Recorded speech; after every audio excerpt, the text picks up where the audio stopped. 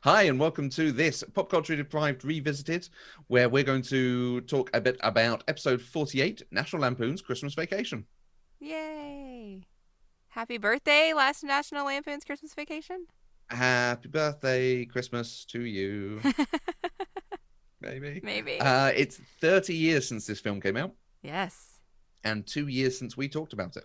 Yes. So this is a good time for us to revisit, see what we noticed. And did you get a chance to rewatch the whole film? I did rewatch the whole film, yes. Okay. And did you get a chance to listen to our podcast again about it?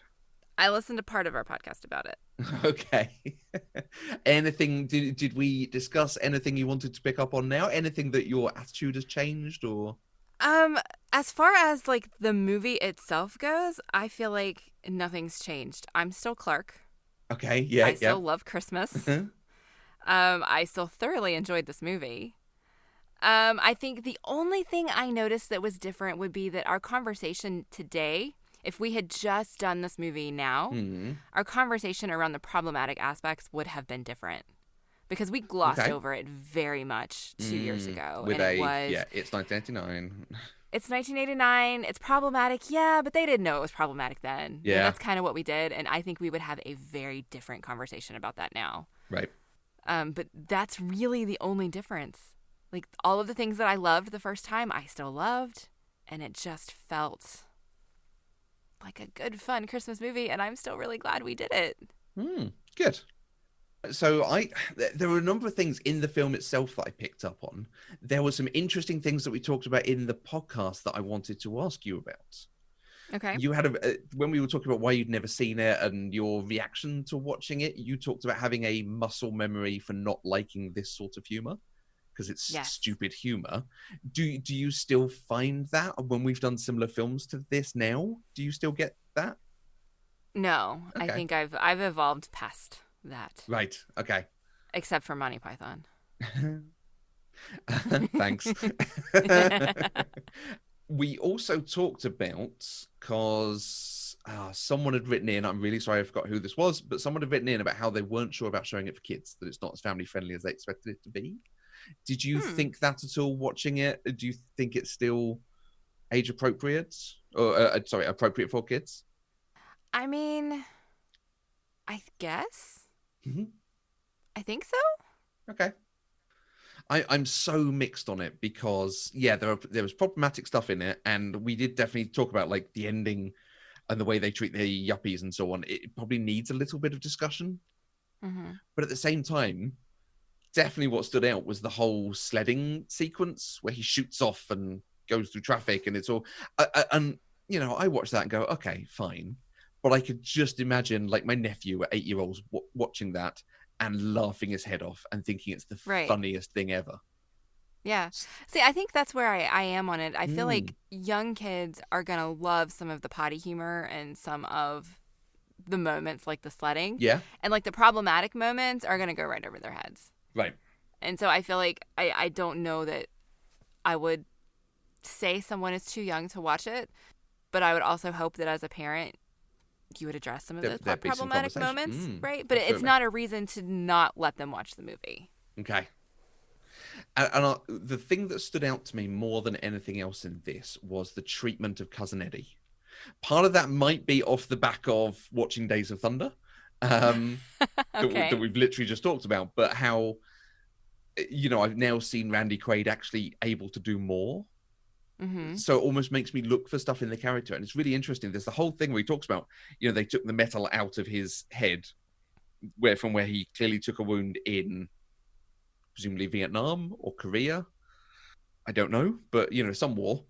He was injured and they now have put plastic in there. He has no money. He's living in an RV.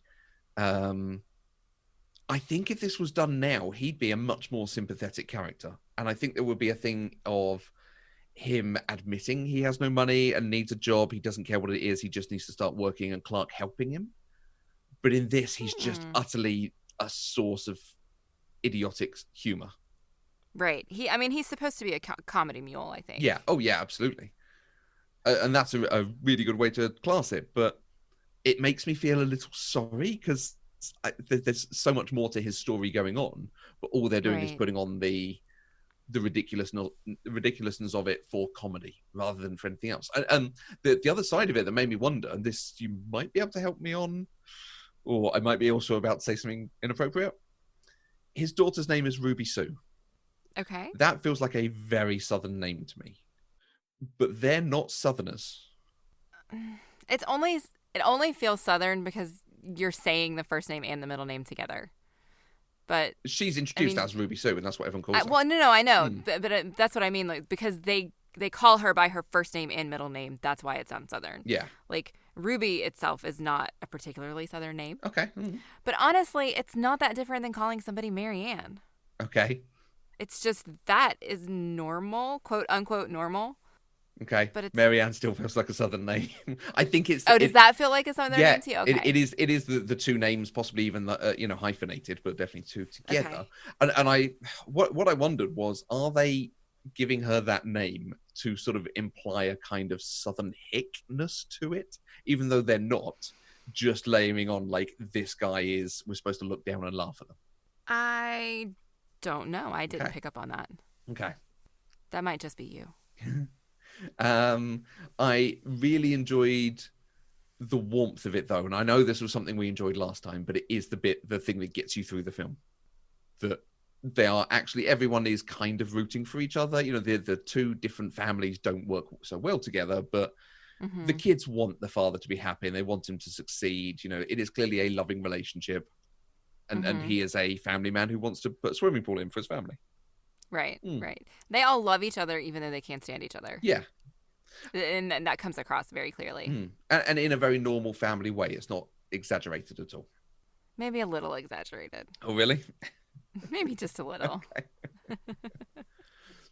The other one thing that stood out to me was they appear to have a croque-en-bouche behind them during the dinner sequence, which I've what now? Well, I've only ever seen it made on Bake Off, which is a kind of giant cone. I mean, a giant cone of choux pastry, like profiteroles. Oh, yeah, okay. They actually have one, and looking it up, it does seem to be a sort of Christmas delicacy. And I've only ever seen it referred to as like a French wedding thing.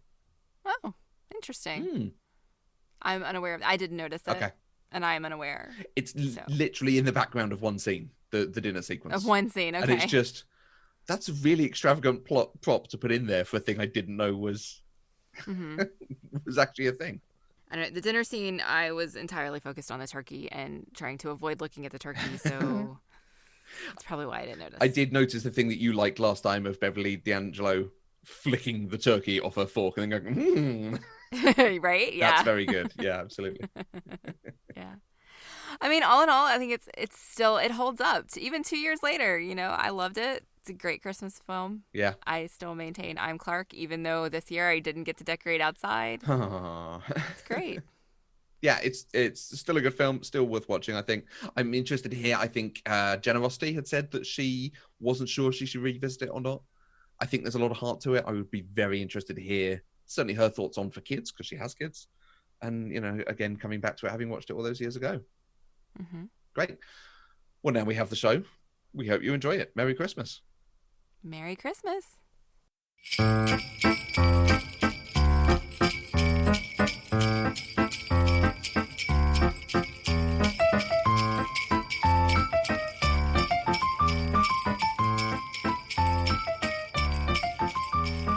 Hi, everyone, and welcome to our first Christmas episode of the season. This is episode number 48 of Pop Culturally Deprived, and today we're going to be talking about National Lampoon's Christmas Vacation on your Jelly of the Month Club podcast.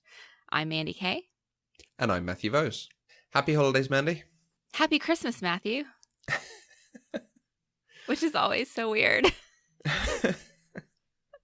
I'm sure we have lots of listeners who don't necessarily celebrate Christmas, so happy whatever your season is. Happy a break from work, or generally happy watching people. Yes. Happy watch people around the world get excited over a lorry.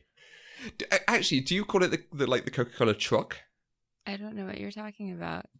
Is the Coca-Cola lorry not a thing over there? I don't think so. Oh, okay. Oh, we have this thing like a big, like lit up lorry of Coca-Cola, and like it goes through towns, and like the Coca-Cola advert going on TV is the start of the Christmas season for some. I assumed it was an Americanization because it feels it. The Coca-Cola commercials, the Christmas commercials, are a thing. Okay. That's definitely a thing. It was more of a thing when I was younger than it is now, but it's definitely a thing. But I don't know anything about a truck. Ah, okay. So I don't think the truck is a thing. It's a lorry that drives through a village, and there's a kid who's very sad because he misses it as it goes through. But then, like, Santa throws a Coca-Cola bottle at him and then winks from the back of the truck. And then I think there is actually a lorry that goes around to different places. Cool. Okay. So Christmas, we're going to be covering 3 Christmas films. I feel like at the start of this, it's probably worth establishing our opinions, our feelings on Christmas. Whether we're a Grinch, a Scrooge, an Angel, Santa Claus, whatever. Do you want to kick off, Mandy? What are your feelings on Christmas? It's the most wonderful time of the year. That's all I need to say. Christmas is the best. I love Christmas. It's my favorite. I put up my Christmas tree on November 7th. I decorated the outside of my house on November 15th. And I'm just really super excited about everything because Christmas is the best. It just makes me happy. Nice. That's good. Nobody else is really as excited about Christmas as I am. So, Matthew, what are your thoughts on Christmas? I love Christmas as well. I think Christmas is fantastic. I love Christmas songs. I love Christmas movies. I love putting up Christmas stuff in December. I love advent calendars and having fun, quirky Christmas things. So I've got like a Darth Vader Santa Claus bobblehead that goes out my desk every year. I've got a snowman robot thing that goes out my desk. I've got Gizmo from Gremlins in a Santa outfit that goes on the tree. I have Mario Christmas decorations. You name it. Okay. But I'm not allowed to think about Christmas until pretty much at least mid-November after my partner's birthday. Because that's in November, so we have to get past that first. Of course. And then we can get into the Christmas period. Okay. My birthday has always fallen traditionally either the week of or the week right after Thanksgiving. And so Thanksgiving, my birthday, and Christmas have always been kind of the same, but not. And so when I was a kid, we had a tradition of we would get our tree the day after Thanksgiving. And that weekend was when we did everything Christmas related. That's when the Christmas season started because we would usually do my birthday on Thanksgiving. And so then my birthday and Thanksgiving get out of the way, and then the rest of the time is Christmas, which was wonderful as a kid. I never questioned it, whatever. I loved it. The day after Thanksgiving was always the day I looked forward to. But then I became an adult, and I bought my own house, and I realized I'm a grown-ass woman, and I can do what I want. And I love Christmas. And so I want to enjoy my pretty Christmas decorations and the beautiful lights for longer than 3 weeks or a month. And so I have gradually moved it back earlier and earlier. And now it's like right after Halloween, I start listening to Christmas music and it's wonderful. Nice. Because I love Christmas. Yeah. We have, it's not a tradition. My mum had a particular cake that they always bought at Christmas when she was a girl. And then growing up, she would always buy it for her family.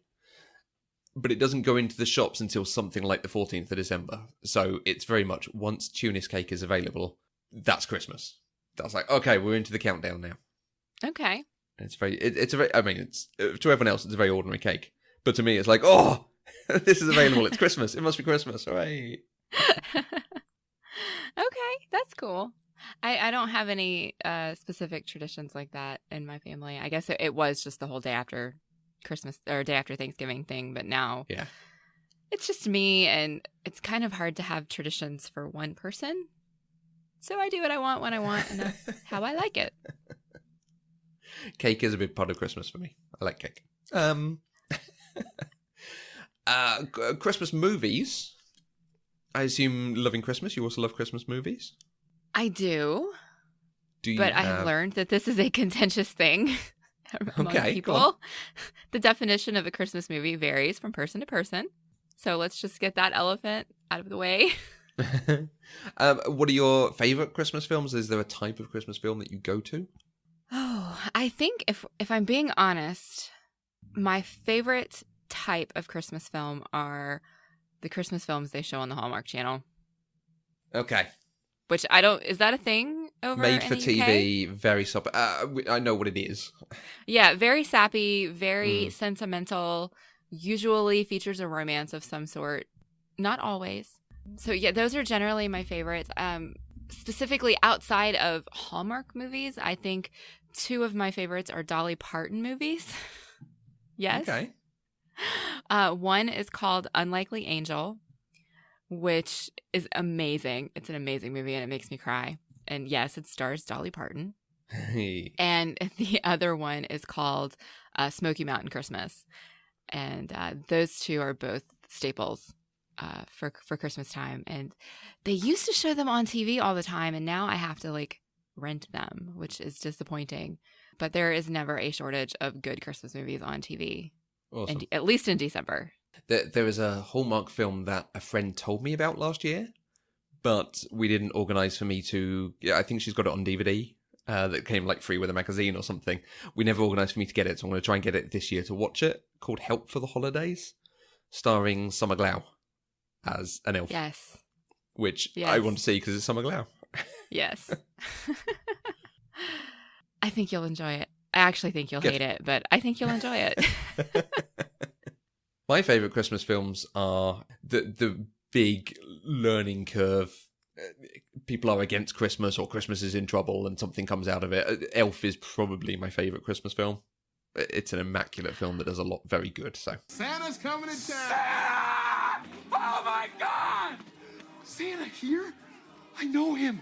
Yes, I completely forgot about Elf. I love Elf. And I love the Santa Claus. Have you seen this? I love all three of the Santa Yes. Claus movies. I see it, but I don't believe it. You're missing the point. What is the point? Seeing isn't believing. Believing is seeing. I watched Santa Claus 3 the other day. That was on TV. That's the one that has Martin Short in it as It is. Jack Frost. Yes. Yeah. Yeah, that one's amazing. I Yes. love it. I should not be as big a fan of Tim Allen as I am, but I mean, he plays Santa Claus really well. He does some very good films. He does a very particular part every single time, but he does it very well. So I'll buy Yes. it. There's a Christmas film called Christmas with the Cranks that I particularly like. Very heartfelt film, which we are not watching this year, but I will get you to watch at some point. That Maybe is a next very- year. Yeah, that is a very nice Christmas film. Okay. So you love Christmas, you've seen the Christmas films, you watch Christmas films obsessively every year, and as much as possible, you have them on TV. You've never seen the film called Christmas Vacation. No. How come you've never watched Christmas Vacation? Okay, so I have always kind of assumed, and sort of correctly, that Christmas Vacation falls into the category of stupid humor. And I was a humor snob for most of my life and actively chose not to watch things that I considered to be stupid humor. Mm-hmm. This all changed in 2006 when Talladega Nights came out, starring Will Ferrell. Okay. And at that point, I decided to embrace stupid humor. And now I appreciate it most of the time. Is stupid humor a kind of category of post-SNL? People who did skits on SNL, turning those skits into films or characters like those. Yes. So It's not exclusive to that, but yes, Yeah. that's pretty much what it is. Anchorman, Ghostbusters, Blues Brothers, Animal House, this. Yeah. I will Okay. say, though, that A Night at the Roxbury should fall into that category, but I adored that movie when I was in high school. Okay. Don't ask me why. That is a very appropriate high school film. That's exactly what they were pitching at. Yeah. So one of my very first questions when I sat down to watch this movie was, what is a National Lampoon anyway? Because I had no idea. I've always heard this, National Lampoon's Christmas Vacation, National Lampoon's European Vacation, all this stuff. And I had no idea what it meant. And so when I was looking up the history and production information for this movie, I finally figured it out. Okay. So National Lampoon's Christmas Vacation is a 1989 Christmas comedy. It is the third in the National Lampoon film series, which was initially based on a short story written by John Hughes called Vacation 58 and published by National Lampoon magazine. I had no idea that was a magazine. The series portrays the misadventures of the Griswold family, and this film specifically is about a Griswold family Christmas based on another John Hughes short story called Christmas 59. Christmas Vacation stars Chevy Chase as the unfortunate Clark Griswold, Beverly D'Angelo as his wife Ellen, and Juliette Lewis and Johnny Galecki as the Griswold children Audrey and Rusty. The movie debuted at number 2 at the box office, behind Back to the Future Part 2, but in its third week, it hit number 1 and stayed there for 2 whole weeks. With a budget of $25 million, it grossed $71 million in the U.S. While the critical reception for the movie was mixed, it has become a modern Christmas classic. There have been 6 home video releases, and it is the only sequel in the Vacation series to have its own direct sequel. In 2003, National Lampoon's Christmas Vacation 2, Cousin Eddie's Island Adventure, premiered on NBC. And you can almost always find it on some cable channel during the month of December. So just to extend that a bit more, National Lampoon, the magazine, they made a couple of films, and one of the first ones was National Lampoon's Animal House. It was so cheap to make and so popular that it made a huge amount of money, like a significant thing. So they started putting National Lampoon at the beginning of other films, thinking it was the bankable thing, and people who were in those films then themselves became bankable. But rather than making their own films, they basically allow people to license the name National Lampoon for a one-off payment. Okay. So they weren't making films. It would be the equivalent of like someone making a superhero film, Hitch or something, and licensing Marvel to go at the beginning of it. Right. So there's a Ryan Reynolds film, Van Wilder Party Liaison, which is known as National Lampoon's Van Wilder. Right. They just gave him a ton of money. Oh, it's just to use the name. Okay. Yeah, just to put National... So they're not making the films themselves. They're just licensing it out. But this one has a more direct relationship, though, since the story was actually published in the magazine, right?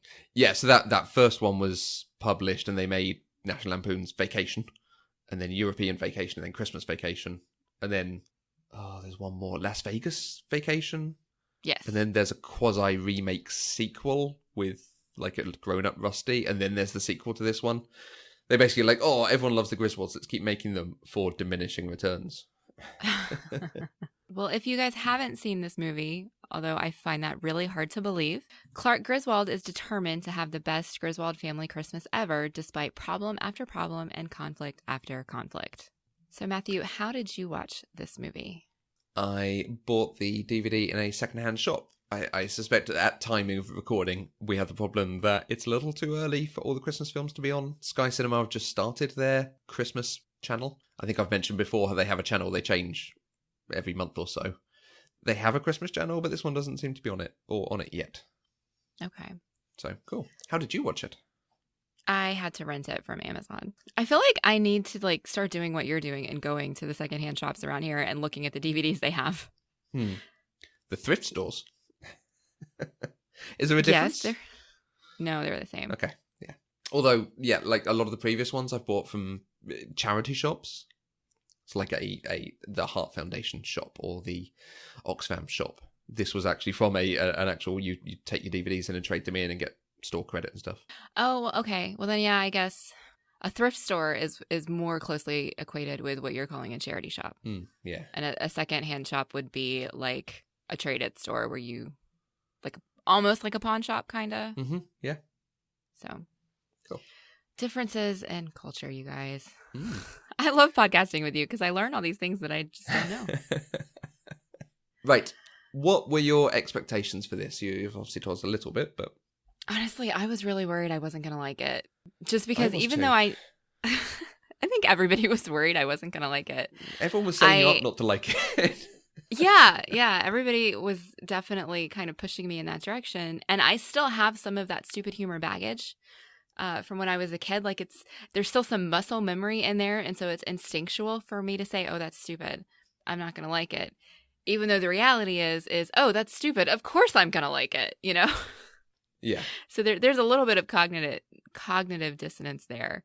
But other than that, I didn't really have expectations for it other than it was going to be about Christmas. Okay. You said up the top, Chevy Chase, Beverly D'Angelo, and there's Randy Quaid and a couple of famous people as the kids. What's your experience of them?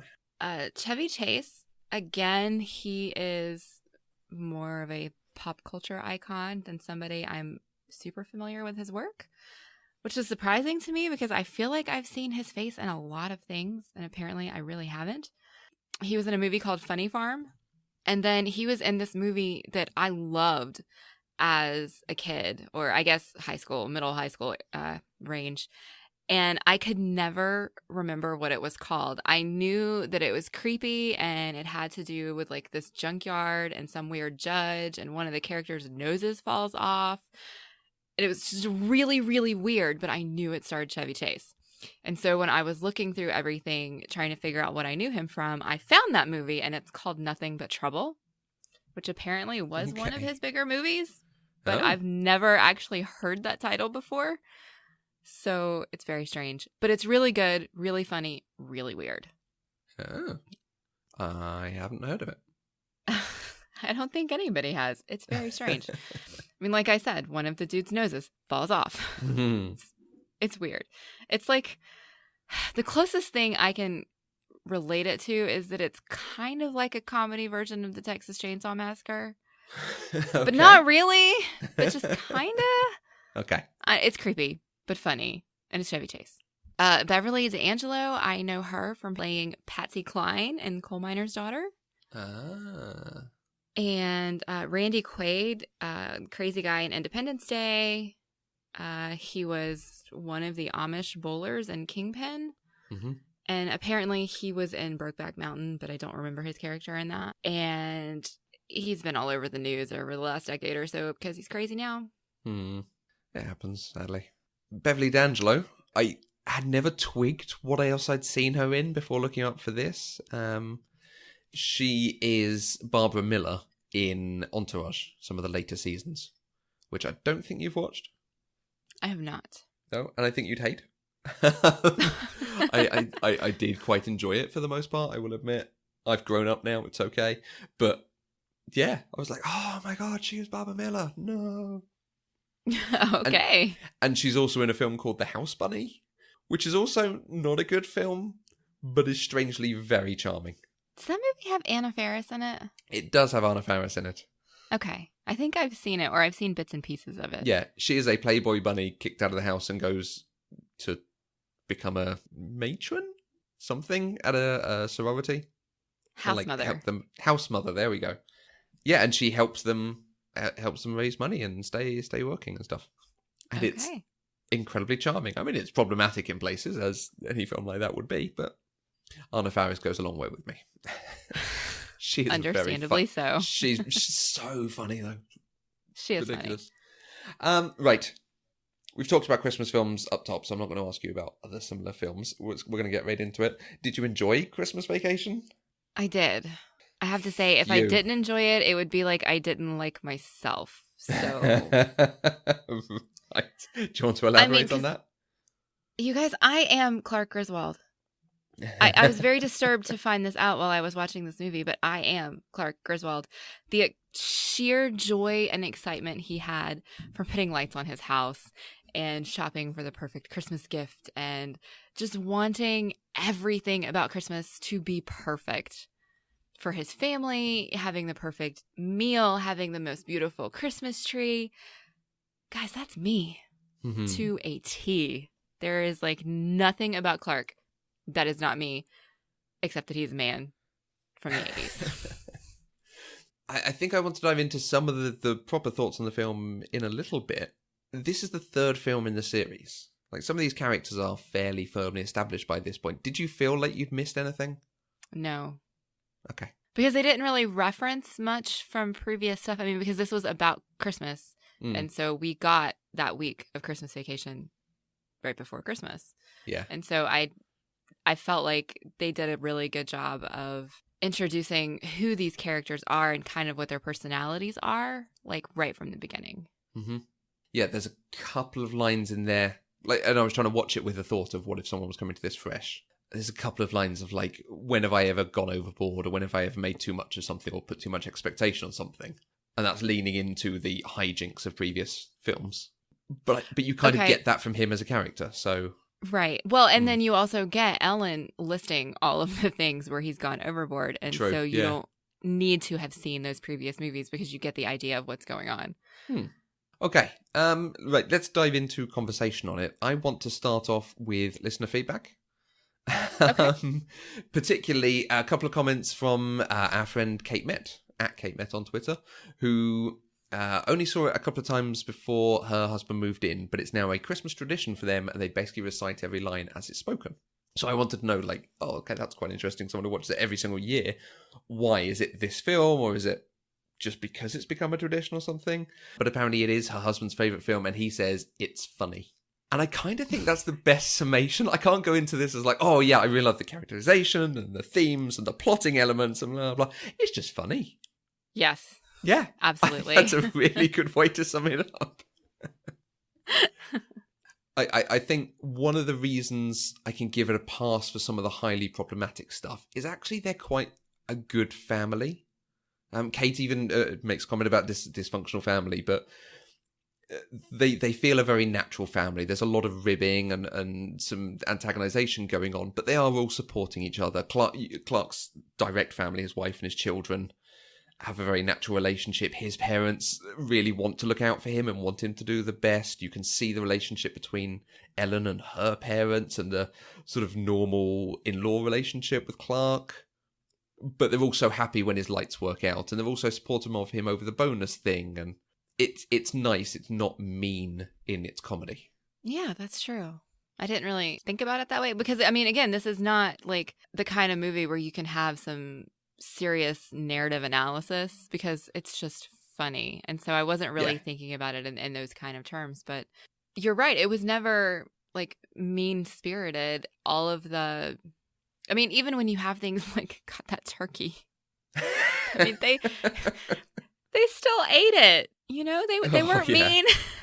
So it was nice. They were nice. Lots of problems and issues, but none of it came from the relationships that they had with each other. Yeah. And a little bit like we've said with a couple of the other comedies we've done, some of this, the story is just something to hang off skits.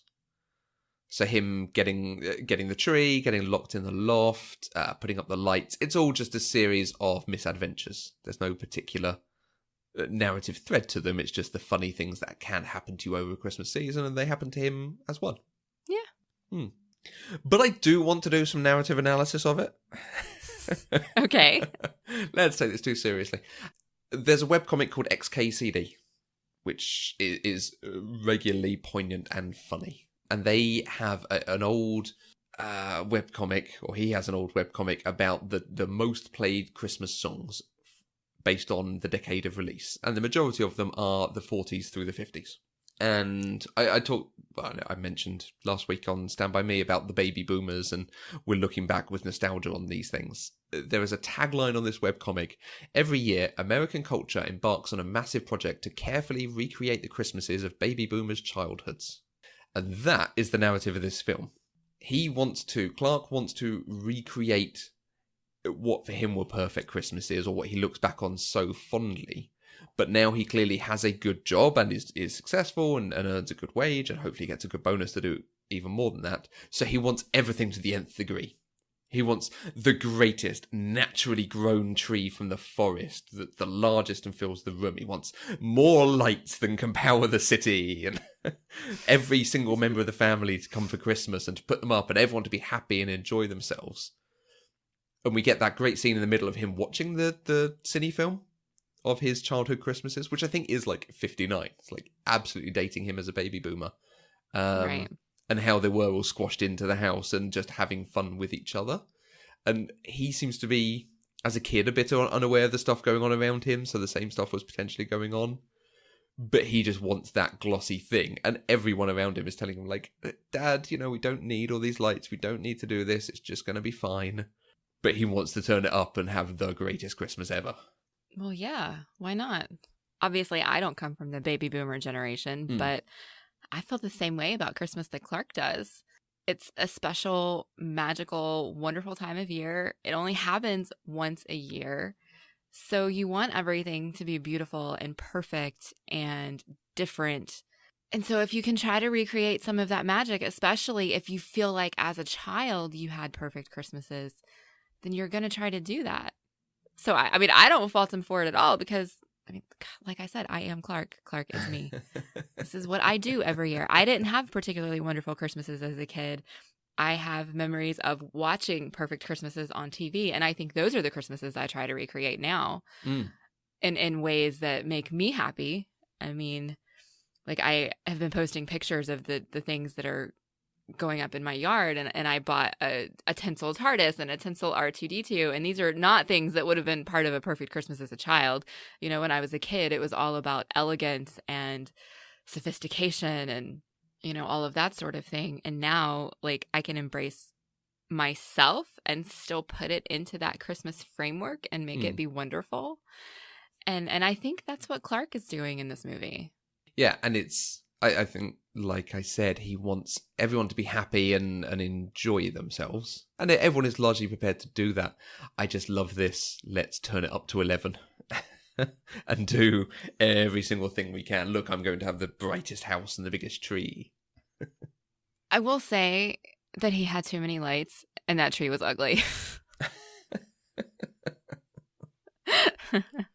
Okay, Christmas question for you. Does smell matter about the tree? Oh, this is a tricky question for me. Yes and no. Not sure that's an acceptable answer. Well, it's because I, as an adult who tries to make life as easy as possible for myself, I no longer insist on having a live tree. Okay. Because I live by myself and I do not have a truck. And so getting a live tree to my house and then hauling it off is a giant pain in the rear. Right. So I now have a fake tree that I can put up and take down and put away all by myself. But until I became adult enough to understand that that was a thing that I should do to make my life easier, I always insisted on live trees because they smell wonderful and they look wonderful and they just bring an element of tradition, I guess, to Christmas. And so, yes, Christmas smells used to matter a lot to me. And I have considered actually buying those little scenty things that you can hang inside your fake tree to make them smell like a real tree. Like car air fresheners. Yes, but they're tree air fresheners. Go to the tree, yeah. But they don't smell right. And so I would rather not have a smell than to have a fake smell. Okay. I am very specific in my weirdness, okay? Yeah. Okay, let's do a little bit of detail work on this film. Okay. Yeah? The neighbours, the yuppie neighbours, Julie Louise-Dreyfus, is it? Yes. Jenny Louise-Dreyfus? Julia. Her from Veep and Seinfeld. Yes. That's a line. I love the neighbours. I love how ridiculous they are. I mean, them falling over when the lights are coming on and off is just the most ridiculous. But something's destroyed the stereo and there's water on the floor. What's going on? And then the bit at the end of her wanting to go and punch them and her coming back and punching him. I like it. I like that it presents another look at Christmas. And their Christmas is not wrong. I mean, yuppies are an easy joke to make these days, and definitely they were at that time, but they're doing them. Oh, what are your thoughts on the yuppies? I agree with you. They're doing Christmas wrong. Get a goddamn tree, you goddamn yuppies. It's not that they're doing Christmas wrong. It's just that they're really terrible people. That's really what it is. Because the very first time we see them, they're making fun of Clark. And just being absolutely mean to him. And all he's trying to do is get his tree in the house. And they're just awful. They are not even nice to each other. No, they're all about the look of the thing. Which, so I quite liked that their house got destroyed through all of these various mishaps, which might make me a really terrible person too, but I don't care. Okay, so that's the detail of the neighbours. There is a big plot about the bonus and his work and the boss and so on, and his friend who is also Chandler Bing's boss, and it seems to almost be the same character. Yes. It's almost like they realised they needed a way to wrap the film up and have some big kind of crescendo to the end of the film. So they then inserted this plot in there about the bonus throughout it because it doesn't impact anything. Well, I mean, nothing in this movie impacts anything else. It's just a bunch of little vignettes. Yeah. Smushed together to fill up this week.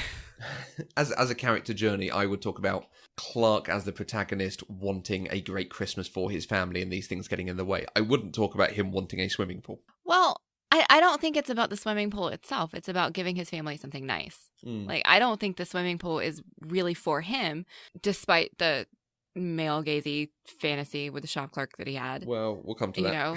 You know, but if you think about the fantasy though, even then, he was inside his house watching his family enjoy the pool before it morphed into the fantasy. And so it is more about him providing something for his family, for wanting his family's life to be wonderful and for him to give them the best that he absolutely can. Clark is a good man. He is a good dad. He is a good husband. And he's just really unlucky in life as he tries to make things happen. Yeah. Though it seems to generally turn out for the best in the end.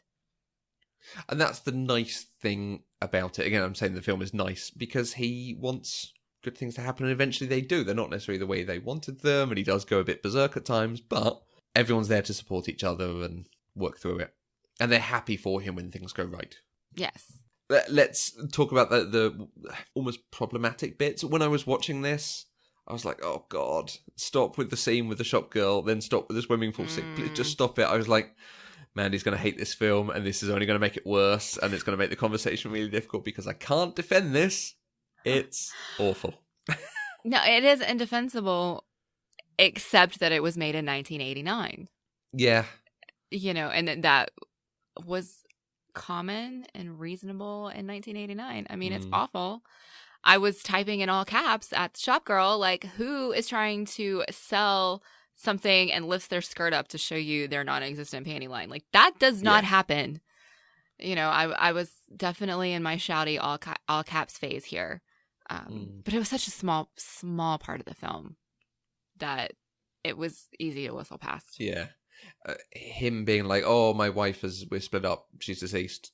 Or like, no, stop it. We don't need this as a story. Unfortunately, like you say, it's just a small gag. Yeah.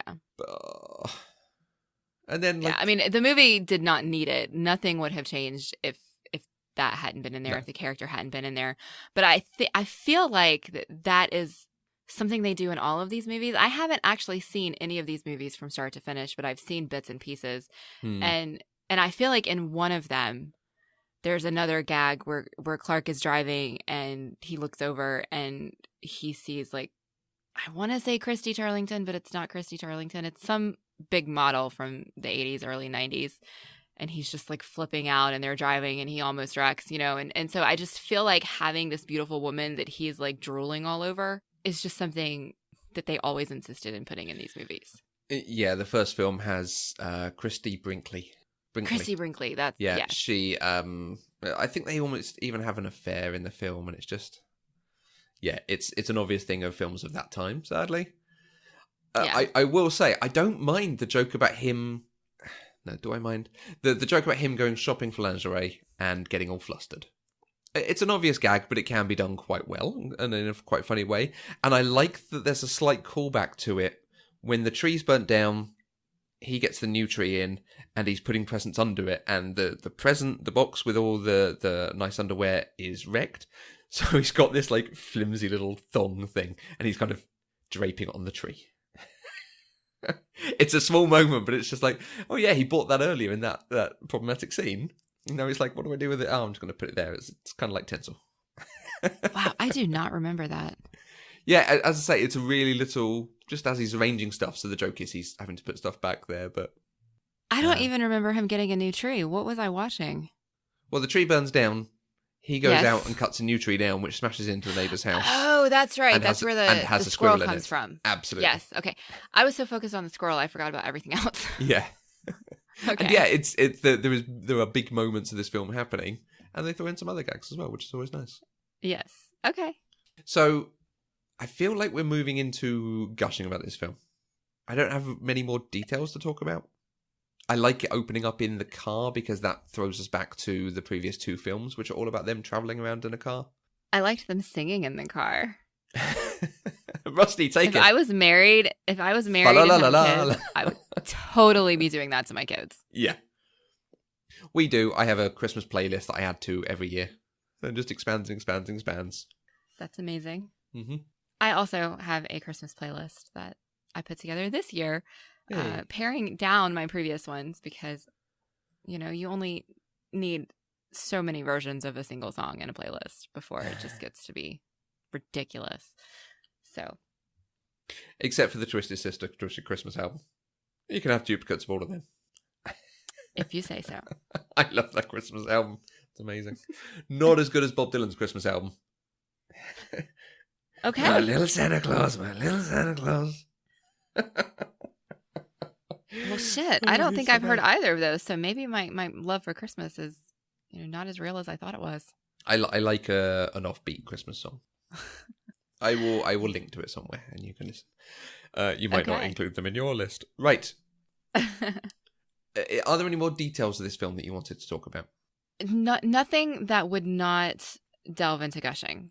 Okay. I mean, because really everything that I want to talk about are the things that I loved about this movie, because the problematic things that I didn't love are things I can whistle past. And so everything else is just stuff that I adore. Nice. And I'm pleased about that because we did our usual call out for thoughts on this film, and a lot of the thoughts were, they're not necessarily negative, but just people being like, oh, yeah, it's kind of stupid. So your thing about stupid humour. At We Do Words, I have one very specific memory of this, and it involves the onset of symptoms caused by a stomach GI bug just when the turkey was cut. and yeah, that is a difficult I feel so bad. I felt so bad. I mean, because that moment was difficult enough without feeling sick already. So yeah, absolutely. But it was really funny, and it made me love Ellen even more. So. She continued, I maybe saw it 1 or 2 times after that. It's the Griswold family movie I'm most willing to watch, but that's not saying much. Yep. Well, it's the only Griswold family movie I watched, so. At Ebethorama, we watched it last year and realised it fell into the category of comedies from the 80s that aren't exactly appropriate for kids by today's standards. I think this is not hugely inappropriate, but there are the tirade and some daft comedy moments. Okay. I mean, because I was going to say, I want to unpack that for a minute, because I don't think I would have a problem showing this to a child. I mean, as long as there were, like, honest conversations about why that male gaze stuff isn't appropriate and things like that, most of it is fine. It's not inappropriate, I don't think. See, I'm not sure. What am I missing? The police breaking down and smashing the houses and him smashing houses and not caring, it's almost, you have to explain bits of it as you go through. Why are the police there? Why are they smashing this down? And I can't see a kid being hugely enthused by a story about him not getting his bonus and his boss getting kidnapped. Well, I mean, I'm not saying I think kids would enjoy it, but I don't know that it's inappropriate comedy. Yeah. But all of this, I am also a child of this time, so yeah, I may be just equating what was okay for me as a kid to what might be okay today. So. But I don't have kids, so I might feel differently if I did have kids. At Gypsy Book Nerd, I don't really like the National Lampoon movies and haven't watched Christmas Vacation during the holidays ever, as far as I remember. All I will say is that if you love Christmas, you should watch this movie. Well, let's finish off on At Generosity. Loved it as a kid, but it's one I don't think I'd enjoy as an adult anymore. The jokes are just too obvious and over the top for me. No particular Christmas memories for this movie either. Am I the only person who loves this movie? Like, this is, like, so backwards from how this usually is. It's one I am happy to watch at Christmas. I was expecting to have to defend the film a lot more. There are moments in this that I genuinely smile and laugh at, which we're about to get to. But there's not enough in it for me to go, I am going to watch this every year very happily. We've got another one of those films coming up that I love watching every year. We've got films like Elf that I just adore and happy to have on. This I'll put on if it's there. That's fair. I mean, I don't know that I would go actively seek this movie to say, oh, I have to watch this movie every year, because there are so many others that are better. But I think I feel a kinship to this movie. Clark is like a kindred spirit to me. And I don't see that super often. I mean, Buddy the Elf is also a kindred spirit to me. So, I mean, there's that. But other than that, Christmas movies are largely, I don't know, different. I don't know how to say what I'm trying to say. But they tend to just not be quite in this level of family comedy, maybe is what I'm looking for. And I just really appreciated it. Nice. Would you say Clark's love of Christmas is your favourite thing about it? And how much you empathise with Clark? Oh, that's a tie. Can I have a tie for the things that I love the most about this movie? Yeah, tell me your favourite things. Clark's love of Christmas and his wife. Ellen is a freaking national treasure, and I love her. I love her so much. So my takeaway from this movie is that I am Clark and I want to be Ellen. Okay. And so I can't decide which one is better because they're both awesome. Clark's joy and just absolute love of Christmas just warms my heart and makes me happy, and it's wonderful. But Ellen is sassy and sarcastic, but still supportive, and it's just wonderful. I mean, so in that turkey scene when you're watching them, I don't know why they decided to eat that turkey. I don't know why that was a thing that happened. That should not have happened. But she's sitting there bringing the fork up to her mouth and just smiling all sweetly, and then all of a sudden she flicks the fork so that the meat goes away, and then she like pretends that it's wonderful still, things like that. My favorite scene of Ellen's was when Ellen and Clark were talking about Eddie and how he's been out of work for like 7 years and they can't afford Christmas for their kids, and she says, Catherine says he's been holding out for a management position. And then she pauses, and the look on her face is the most epic throwing of shade that I have ever seen from a 1980s movie. And it was amazing. And then, things like when the cops showed up at the end, and she's like, well, it's our first kidnapping, or our first family kidnapping, or something like that. And it's not something that she did consistently. It was, or I guess maybe not persistently. It was something that just came out every once in a while. And I think that elevated it, and it just made her, I'm like, I want to be her. Like, I aspire to that level of sass. She's so like, in down the to moment earth. when it's needed. And I loved it. So, I mean, Clark and Ellen are like two of my favorite characters, I think, of a movie I've seen in a long time. And one of Clark's more interesting moments, not a Christmas loving moment, is, but it made me laugh so hard when he was trying to catch the squirrel and he asked for a hammer, and Ellen says, what do you need a hammer for? And he goes, I'm gonna catch it in the coat, smack it with a hammer. and I just about fell out laughing because it was funny. I mean, it was horrifying, but it was funny. Like there was just a lot of funniness in this movie. Yeah. It does the right thing with something that is just wanting to be funny. Like, exactly like Kate said, it is just funny because it just throws gags at it. You were saying about her thing of, sorry, it's our first kidnapping. Just after that, the police burst in. Or it might even be that moment. The police burst in and they tell them all to freeze. And she freezes like bent over, one arm around Clark, the other arm on Chevy Chase's crotch. Her hand just on his crotch. And then when the boss's wife walks in, she like holds her hand out like, pleased to meet you, welcome to our home. Shakes her hand, and then it goes back on his crotch. It's so ridiculous. And it's a little moment that makes me laugh. And I love that there's a little moment like that for you that's just like, that's so daft. It works. Yes.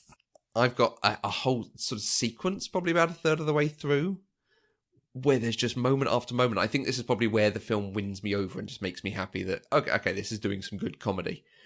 Where if they put up the giant tree they've cut down from the forest, and it bursts out everywhere, and he's inside it, and he makes a thing of like, oh, there's a lot of sap in here. And then it cuts to them in bed, and he's reading a magazine. He takes an insert out of the magazine. It's stuck to his hand. And then he turns the page, and the page is stuck to his hand. And then he talks to her, and he puts his hand on her head. And then he turns to turn off the lamp. And his hand is stuck to her hair, and his other hand across him gets stuck to the lamp. And he's just like trying to untangle himself from everything. And it's almost, they don't call attention to it because there's actual exposition about the family going on in this scene. So that's probably the most important thing. But at the same time, they've got this great gag going on. It was made even better by Ellen's reaction because she's just sitting there talking to him while her hair is all covered across her face because he can't get his hand out of it. And like, she's not laughing. She's not irritated. She's just like, God, this is another Clark thing. And she's just still talking. And it was great. It was a great scene. And then shortly after that, the family arrives. And we've had some complaints about the family and we've had some other things going on. But the doorbell goes, and the doorbell goes a couple of times, and you just get a reaction shot from every member of the family just being like, oh God, they're here. And it really does set you up for like, right, we're now getting into it. We're now going to have the family arguments and some of the obvious Christmas stuff. But I really like that you get a shot of each of them doing something and just like pausing the TV or looking up from a magazine. And then when he eventually gets all the lights up and he's talking about the 25,000 lights and blah, blah, blah, blah, blah. And he asks them to do a drum roll. And everyone looks around like, how do we do a drum roll? And Ellen starts, and she's doing a genuinely good drum roll with her mouth. And then the family joins in. You've got some of them going, blip, blip, blip, blip, blip, blip, blip, blip, blip, blip. And one of the grandmothers is going, ee! And you have them all doing different drum rolls.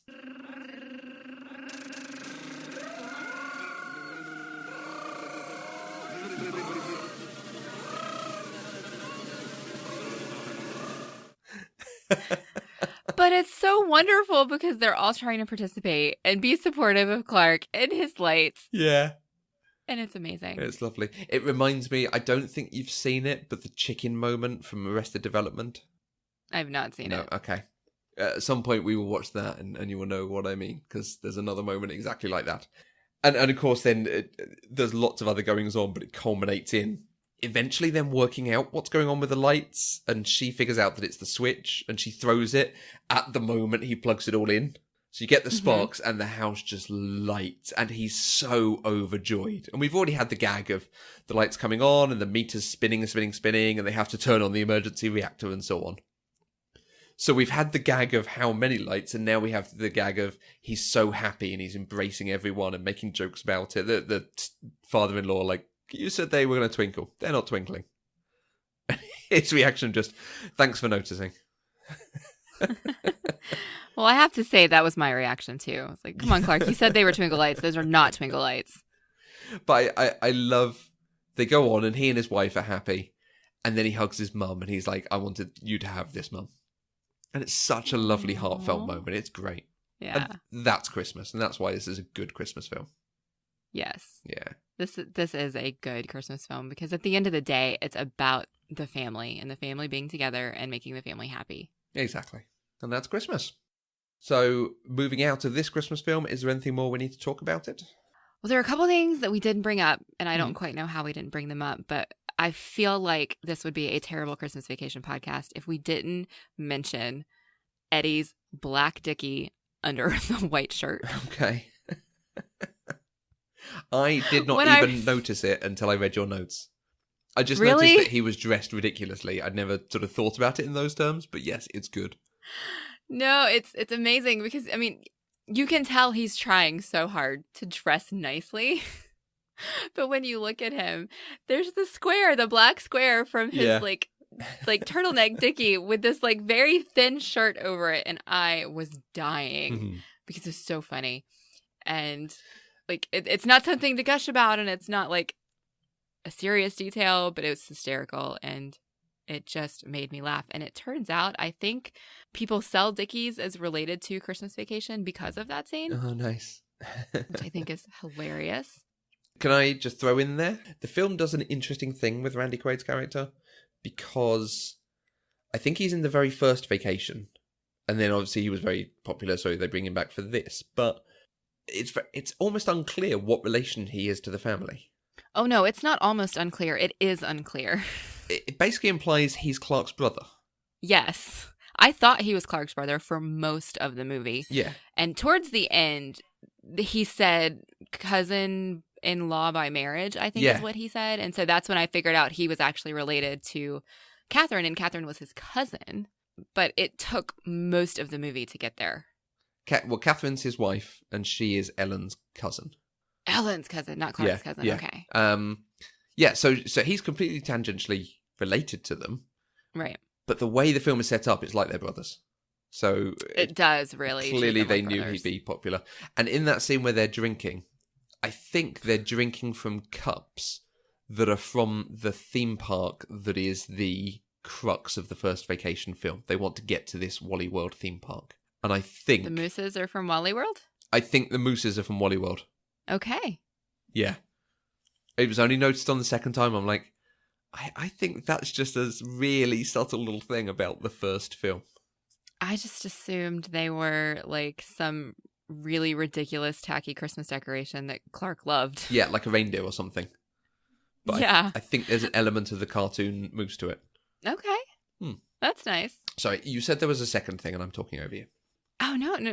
Hey, we can talk about this movie all day. No, that was me segueing you to the second thing. I know. So I was a little bit frustrated that for someone who claims to love Christmas as much as Clark does, and as much as he clearly does from watching this movie, he sure waited until way too close to Christmas to start doing this stuff. Mm-hmm. I mean, he didn't put those lights on his tree, on his house until the day his family shows up for Christmas. He didn't buy the tree until the day, or maybe the day before, his family is showing up for Christmas. And so, they're only staying for a couple of days. So at most, this is like 3 or 4 days before Christmas. And if you love Christmas that much, he should have had that stuff up weeks ago. That's like my only like nitpick, frustration, terrible thing about this movie is that should have been done differently. I'd never thought about that until I saw it in your notes. And yeah, I can see that you have a point. I have a headcanon for you. Okay. Okay. Doorbell goes, the family all look up, and they're like, oh God, the grandparents are here. And they let them in, and there's the whole kerfuffle of everyone coming in and kissing and talking, and the kids being given a quarter and all of this kind of thing. And he has lines like, I'm going to park the cars and check the luggage, and I'll be outside for the season. We're going to have the best looking house in town. And he starts going to put up the lights. I think he's waited so that he can get out of the house when the family's there. I think he's smarter than this implies. Okay. Yeah? Okay. I can go with that. I can, because they did set that up just the way you said. So that's a possibility. It's just, it's hard for me to believe that somebody who loves Christmas that much would wait until the last minute, because honestly, it would be impossible to put that many lights on his house in the amount of time that he did it in this movie. Mm. Especially considering they had to untangle them. He checked every single one of those 25,000 bulbs twice. There's no way this happened in a single day. Where he's got the giant ball and he's like, oh, there's a knot in there. You need to work on that. Perfect father-son thing. It'll build character, yes. lad. Yes. Yeah, so, that's all. And I know that's a little nitpick just because I'm a Christmas crazy person. I've been told I have Christmas mania. So I'll go with that. And not everybody is quite like I am. And I know that there are a lot of people who don't even put their tree up until Christmas Eve. Crikey. And if that's you, you do you. That's your tradition and it's wonderful. I just don't understand it. And so going through this much work and waiting just drove me a little bit crazy. But that's okay. We always did our tree fairly close to Christmas, but my parents were teachers, so it was basically like once they were on their Christmas break, then it could be Christmas in like decorations and stuff. Right. So I can understand that. Yeah. Every family has their own way of doing things. Yeah. Having seen Christmas Vacation, are you interested in watching the original Vacation and European Vacation, the two before this? Maybe. I'm hesitant to say yes because I feel like the reason I love this family so much is because this movie shows how much Clark loves Christmas. And that's why I relate to him so much. And I'm afraid that seeing him act the same way and go through all of these hijinks in a non-Christmas setting would be a disappointment to me. Okay. I'm not saying it would be. I'm just saying I have concerns. Got it. I remember, I can remember some good stuff from the first film. I always want to watch the second one because since moving there, I like watching London on screen. So I'll be quite interested to see what they do with it, but I also know it's basically going to be one giant stereotype. Yeah. Yeah. And I know in one of them, and this is in my notes too, in one of these movies, there is something about a dog. And I'm not okay with the thing that happened to the dog. Okay, yeah. I don't want to see one. that. I'm really glad it wasn't in this one. So yeah, and the dog in this one. Leave it at So they introduce the dog, and they're like, "Oh, he's called Snot because of his sinus infection," and then they never refer to his name or the illness again. So that's just one throwaway gag that isn't my sort of humor. Don't think it's your sort of humor either. But they're just throwing, like, okay, well, we've got to give the dog a name, so why don't we give it a ridiculous name because of something disgustingly funny? They're just throwing stuff and hope it makes someone out there laugh. yeah, I think that is the perfect description for what they did. Yeah. With many of the gags in this movie. Great. But many of them landed really well. Yeah. The old aunt first doing the Pledge of Allegiance and then singing the Star Spangled Banner. It's beautiful. It's so well timed. Oh, I couldn't stop laughing. Play ball. Stop laughing.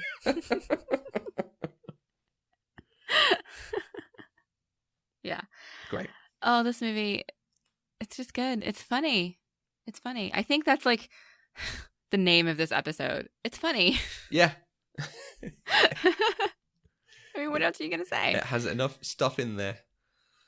It even has Melikalikimaka, and that is not a Christmas song I hear very often, and I love that song very much. Melikalikimaka is a thing to say on a bright and wild Christmas day.